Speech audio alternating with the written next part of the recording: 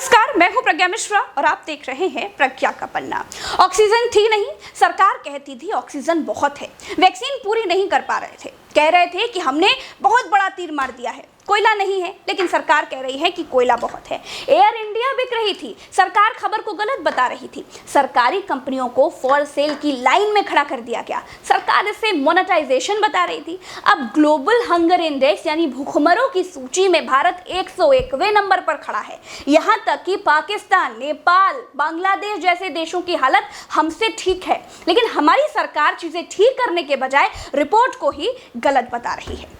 गोदी मीडिया के चुनावी सर्वे में खुद की जीत दिखाई जाने के बाद पीठ ठोकते हैं। ग्लोबल हंगर इंडेक्स में सर्वे के तरीके को फर्जी बता रहे हैं। ग्लोबल हंगर इंडेक्स कह रहा है कि भारत भूखमरों की सूची वाले देशों में 101वें नंबर पर है। हमारी सरकार कहती है अरे छोड़ो, ये सब फर्जी है।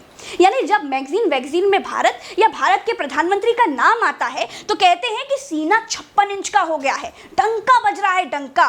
और जब हंगर रिपोर्ट आई तो कहते हैं कि सब फर्जी है, सब झूठ है, इस पर ध्यान मत दीजिए। दोस्तों, पाकिस्तान में भी भुखमरी हमसे कम है, नेपाल में भी भुखमरी हमसे कम है, बांग्लादेश भी अपने लोगों को रोटी पानी का इंतजाम ठीक से कर लेता है।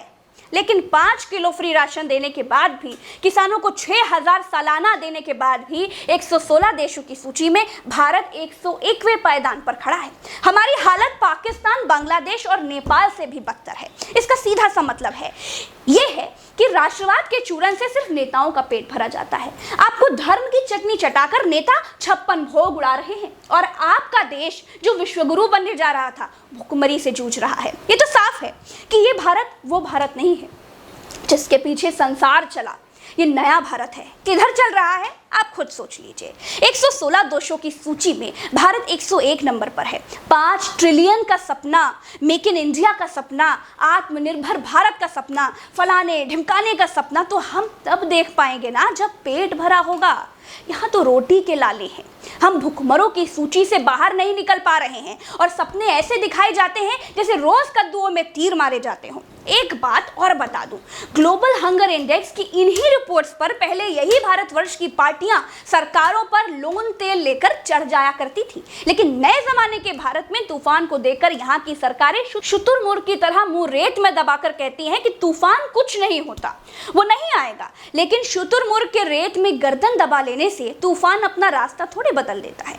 गोदी मीडिया को तो कुछ कहना नहीं है, उनका रिचार्ज समय पर हो रहा है तो उनको केवल पाकिस्तान की गरीबी दिखाई देती है। उन लोगों का गेम अलग लेवल पर सेट है। लेकिन एक मासूम सा सवाल है, बिल्कुल छोटा सा मासूम सा। अगर सब कुछ बदल कर रख देने का वादा करके 8 साल से सत्ता चलाने वाली सरकार अपने देश को केवल भुखमरी से नहीं उबर पाई है तो आगे राष्ट्रवाद की रस्सी पकड़कर देश को कितनी देर दौड़ाया जा सकता है, सोचिएगा।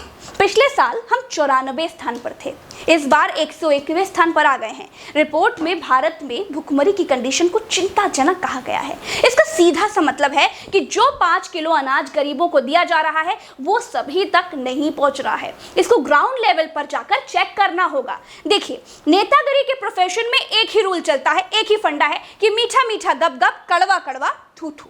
कल तक इसी ग्लोबल हंगर इंडेक्स को ढाल बनाकर दूसरी सरकारों को घेरने वालों की जब खुद की जवाबदेही आई तो कह दिया गया कि रिपोर्ट ही गलत है। ये सर्वे का तरीका बिल्कुल फर्जी है। मोहल्ले में आपने वो बालक देखे होंगे जो दूसरे के आउट होने पर खूब चिल्लाते हैं, खूब शोर मचाते हैं और जब खुद की गुल्लियां बिखर जाती हैं तो नो बॉल कह देते हैं। वही हाल सरकार का है। ये जो बिना बाइक वाले जमूरे घूम घूम कर कह रहे हैं कि पेट्रोल चाहे 500 रुपए लीटर हो जाए हम भराएंगे क्योंकि इससे देश आगे बढ़ रहा है, तो अगली बार ये आपको कहते हुए अगर मिल जाए तो इनसे कहना कि मारेंगे 2 लप्पड़ तो मुंह चवन्नी का चूरन चाटने लायक भी नहीं बचेगा।